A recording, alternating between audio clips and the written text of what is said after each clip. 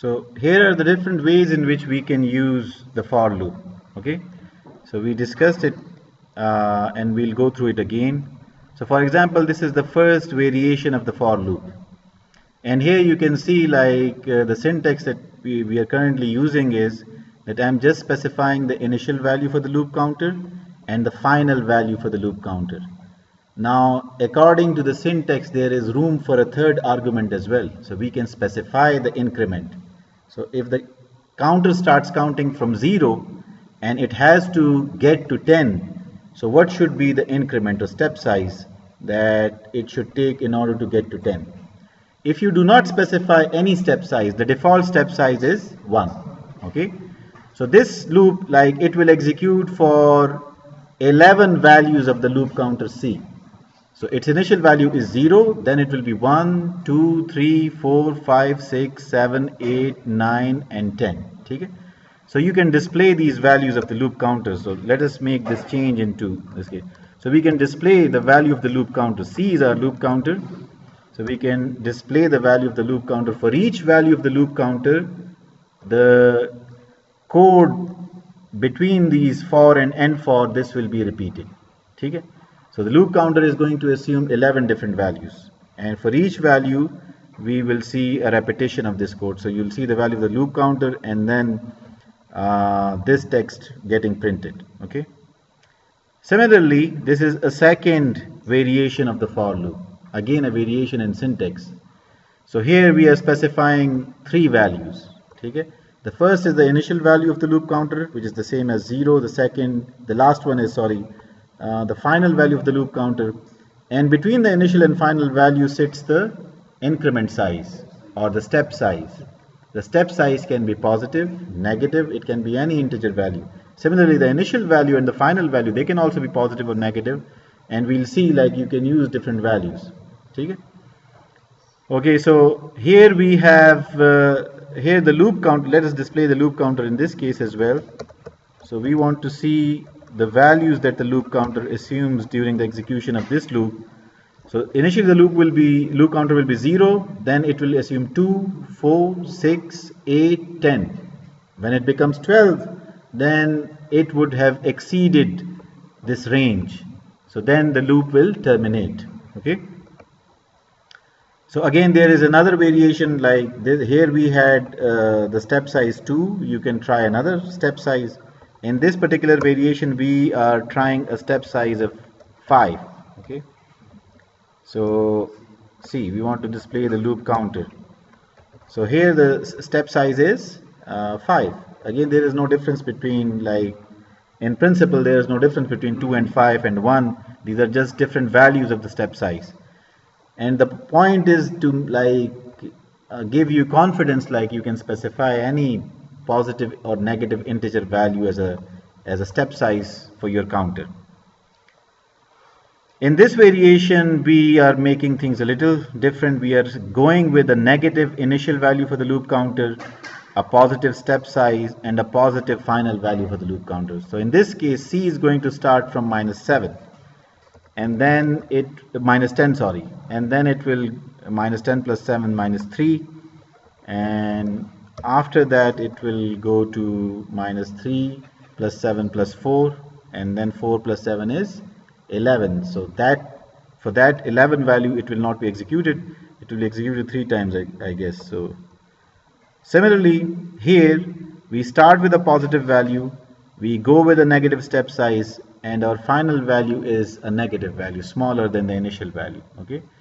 So the main point in assigning these initial and final values and the increment size or step size is, or decrement size, the main point that you need to remember or take care of is that the loop counter should have some values. Like this loop counter should start from this initial value, and the values of the initial, final values, and the step size, it should be said that you get a vector of values. Okay?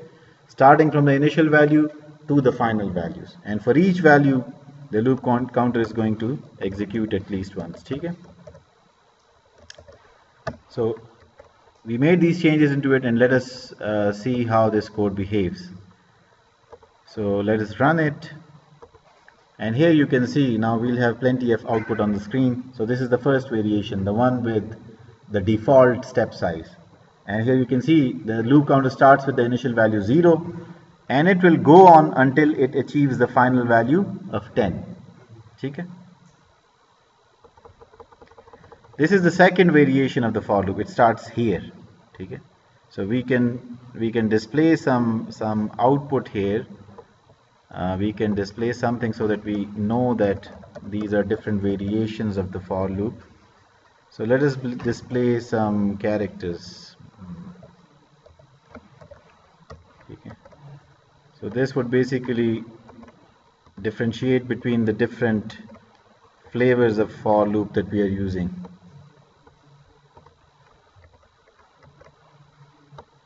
Okay. So let us save and run. So here you can see this is the first variation with the default step size, and the loop counter C, it starts with the initial value 0 just as we specified, and it goes up until it achieves the final value 10. So either the final value 10 or something less than 10. Not like in every for loop, the loop counter may not be able to precisely get to the final value. Okay? So we'll see here, for example, this is also fine. So in this particular loop, the loop counter starts from 0 and it goes up until 10. Okay? This is also fine. And the increment here is 2. The step size is 2. So 0, 2, 4, 6, 8, 10. Here also the size of the increment is such that the loop counter starts with the initial value and it can achieve or attain its final value. Okay? The way we specified here. In this particular case, like you can see that the loop counter starts with the value minus 10, but the final value is not 10, it is 4. So why is it not 10?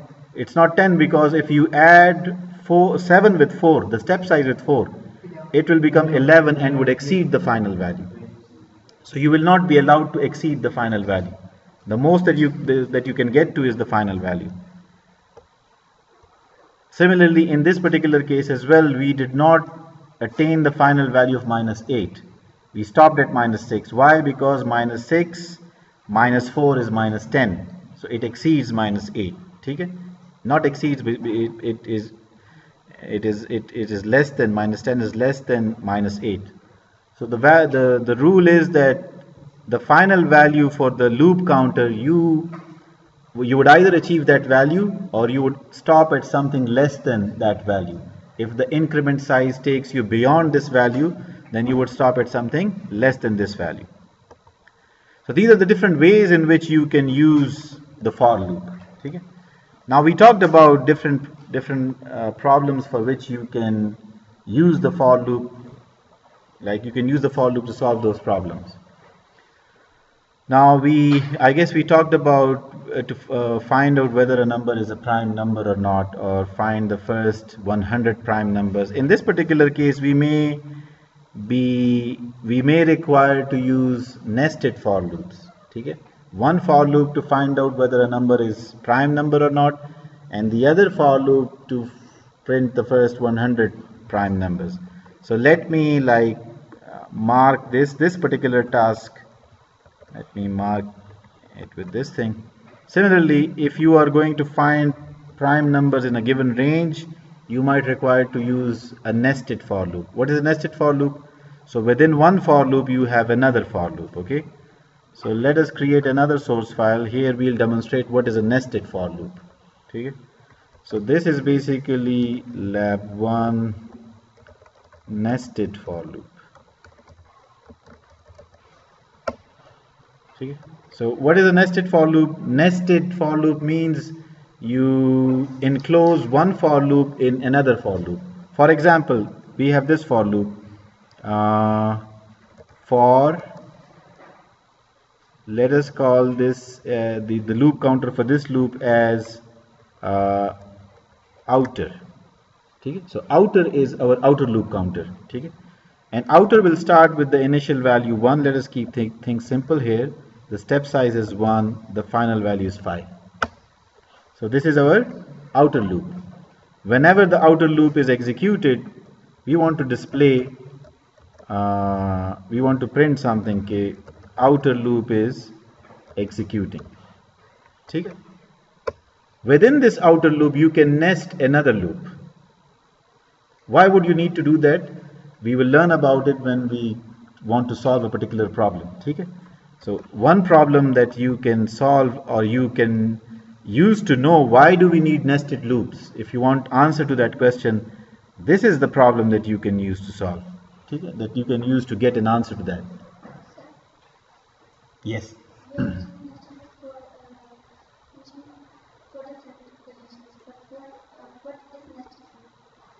What is a nested loop? Let me show you. So this is a nested loop. For inner equal to, now inner is the loop counter for our inner loop or nested loop. Okay? We have two loops. One is the outer loop, one is the inner loop. The inner loop is inside the for and end for of the outer loop. Okay? Acha. So this is our inner loop. So let us say it also executes 5 times. Okay? Now this loop is nested. This loop is, okay, this is the nested loop. This is the nested loop.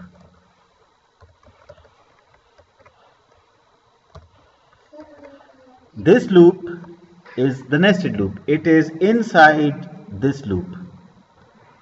Okay? Then it is not nested. Like we had so many loops here. These are not nested loops. Okay? They are separate loops, standalone loops. This is one loop, this is another loop, this is another loop. Now what happens when you nest one loop inside another loop? Now forget about this one for some time. Let me just minimize this thing. Let us look at this loop. How many times would this loop execute? So it will execute for loop counter 1, 2, 3, 4, 5. 5 times. This loop is going to execute 5 times. We can verify that. Like, let us comment out this code. Let us comment out this code. Okay? And let us build and run. So this loop will execute 5 times. 1, 2, 3, 4, 5. Fine. Okay? Acha. When I say when I say this loop is going to execute 5 times, by that we mean all code that is inside this loop will execute 5 times. Now we commented this code out, so it was treated as a comment. Okay? Acha. If I remove these comments, this code will also be executed 5 times. This code will also be executed 5 times. And this code is not like ordinary code or statement. It is a loop in itself. So this loop will execute 5 times. And this loop itself like executes 5 times. ये खुद भी 5 times execute होता है. यानी if this loop is executed alone, like by itself, we will see this line printed 5 times. This is the nested loop. This is the nested loop. Okay? But when you nest this loop inside another loop that is going to execute 5 times, you are going to see this line as how many times? 5 multiplied by 5. 25 times. For each value of this loop counter, this loop is going to execute 5 times. And this line is going to execute 5 times for each value of the outer loop counter. Okay? So when outer is 1, this loop will be executed 5 times. When outer is 2, it will be executed 5 times again. When outer is 3, 5 times again. 4, 5 times 5, 5 times. 25 times. Yes? Yes, you can have as many levels of nesting as you want. So it is not like you can have only 2 loops, 2 nested loops. So we can have another loop, we can nest another loop here. And then another loop, and then another loop. You can do that. Okay? Yes.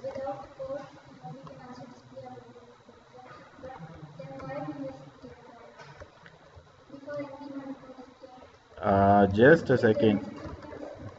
Just a second. Just a second.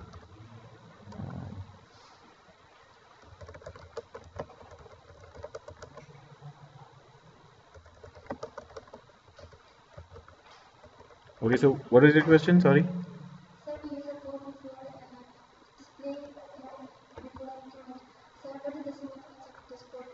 Which one? Can you refer to like In this case, they will, line number? we are not choosing that code.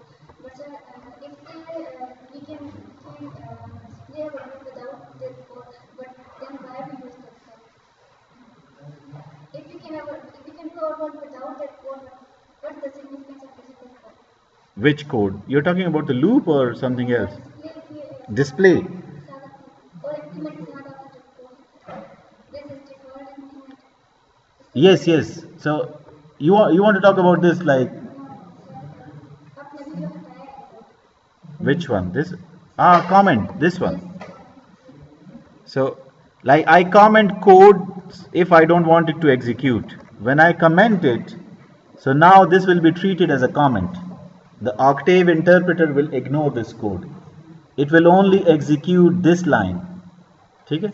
So if we run this code, for example, so the output is different. Okay? You only see outer 5 times. Okay?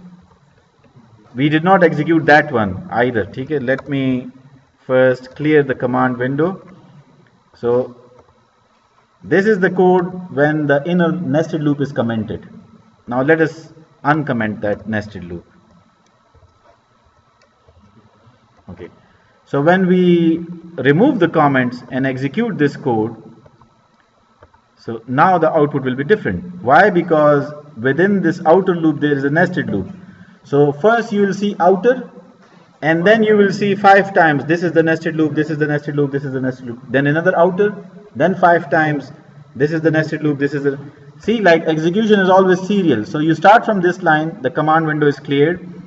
The Octave interpreter comes here to line number 2. Here it sees that we have a for loop, and the loop counter starts with the value 1 and goes up until 5. So it assigns the loop counter value 1. Then it gets into the for loop. So it displays outer on the screen. Then it sees that we have another for loop, and its loop counter inner also goes from 1 to 5. So it will assign it the value 1 and print this output. This is the nested loop. Then it will increment inner by 1, it will become 2, and this line will be printed again. Then the inner loop counter will become 3, 4, 5. When it becomes 6, so this loop will be terminated. So you'll see 5 times this is the nested loop, this is the nested loop. Then it will go back here because the outer loop has only been executed just once. It has to be executed for outer loop counter value equal to 2, 3, 4 and 5. So it will restart executing this loop. So it will display this message, and then it will hit this for loop again. So it will execute it 5 times more. Okay? फिर ये वापस जाएगा, it will go to the outer loop, and then this process will go on. Okay? So for each execution of the outer loop, the nested loop will be executed. In this particular case, because of the initial value, step size and final value, it will be executed 5 times. And this is the output that you'll see. Okay? So outer, and then the inner loop is executed. Then the outer loop is executed again. So this is one execution of the outer loop. This is one execution of the outer loop. It contains one full execution of the inner loop. Okay? Sorry, this is one iteration. This is one iteration of the outer loop. Iteration means if something is going to be executed repeatedly and you execute it just once, so one repetition. This is one repetition of it. This is another repetition or iteration of it. This is another iteration of it. So you'll see 5 iterations of the outer loop. The point to remember here is that for each execution of the outer loop, this loop, for each iteration of the outer loop, this loop will be executed in full. So it will have its full 5 iterations. It will have its full 5 iterations. For one iteration of the outer loop, this loop will have all its iterations. So in this particular case, 5 iterations. Okay? Sir, अगर इसका step size change करे, for example. So you can change. You can make it 2, make it 3, say for example. Okay? So now it will change the number of times both these loops will be executed. So let us see. So now, like the outer loop will execute 3 times. Why? Because the loop counter it starts from 1, then it will become 3, then 5. Yes. and here the increment size is 3, so it will start from 1, 4, 7. So it will execute only 2 times. So this is nested loop will be printed 2 times, and this whole thing will be repeated 3 times. Okay? Yes. Do you understand that? So this is how the simple for loop and its nested for loop, this is how they work. Okay? Yes. So I hope like you understand both these. Okay? Let us